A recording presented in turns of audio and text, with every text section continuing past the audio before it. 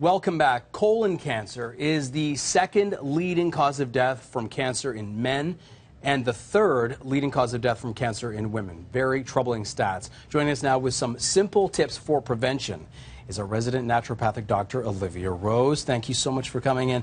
How much of this is genetic and how much of it can be prevented? Well, they say 90 to 95% of colon cancer diagnoses can be modified through your diet and lifestyle. You're kidding. And only 5 to 10% has a genetic link. So obviously, you know, given those numbers, we have a huge responsibility to ourselves to do the best we can to prevent this. I agree completely. Right. So what are some of the contributing factors to this? So the first thing that we're highlighting here is really diet, but also environmental pollutants, inactivity, sedentary lifestyle, being overweight, alcohol consumption, environmental, like there's so many aspects of our day-to-day life that is within our control to change. And one of those spawns the other, right? I mean, exactly. If you're working out, for example, then you're going to drink more water, exactly. you're going to do this, and so on and it goes.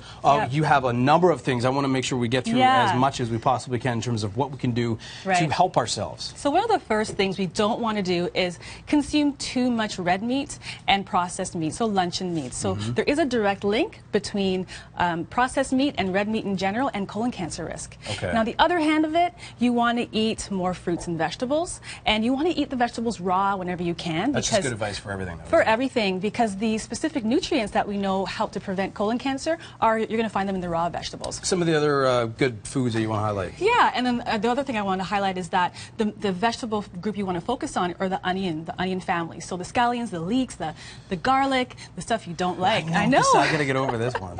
I know, but they have a strong protective effect against colon cancer. And then otherwise, you want to look at your probiotics. So for most people, it's a no-brainer. You want to increase your consumption of fermented foods. So I have here sauerkraut. Another cousin of sauerkraut is the fermented cabbage. Okay, and so there are probiotics in that? Yeah, there's probiotics in that, and the specific probiotics that are used are the lactobacillus species, and that species of probiotic in particular can be very helpful because it increases the acidic pH in the colon, which helps to prevent the colon cancer. And I know this is not necessarily the most comforting lunchtime conversation, but it's so important. It's so and the overall thing, it's just basically better for your digestive system, which, you know, makes everything same, exactly, so to speak. I agree. Where else do you want to go here? Yeah, and what's the alternative? Would you go with the regular, like the supplement? Yeah. For example, would you choose that over that, or would you? Well, it depends on the case, right? Okay. So some people don't like yogurt; they're lactose intolerant, or they don't like sauerkraut. You can do a probiotic. You want to aim for about 10 to 12 billion cells per capsule, minimum. But depending on the case, you can do a little bit more. Okay. Depending on the case, and then we have fiber.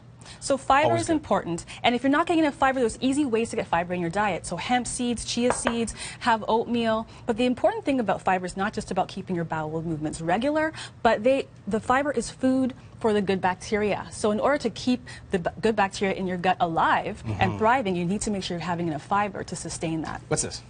That's calcium magnesium. Too easy, okay. Yeah, so calcium magnesium, calcium actually in particular with D has been shown to reduce the reoccurrence of colon polyps by 15% in one study. And vitamin D on its own has been shown to inhibit the growth of colon cancer as well. So so if you don't like milk, you can do almonds. Almonds are a good source of calcium. I wish we had more time, Olivia Rose. Some amazing pieces of information. Thank you so much.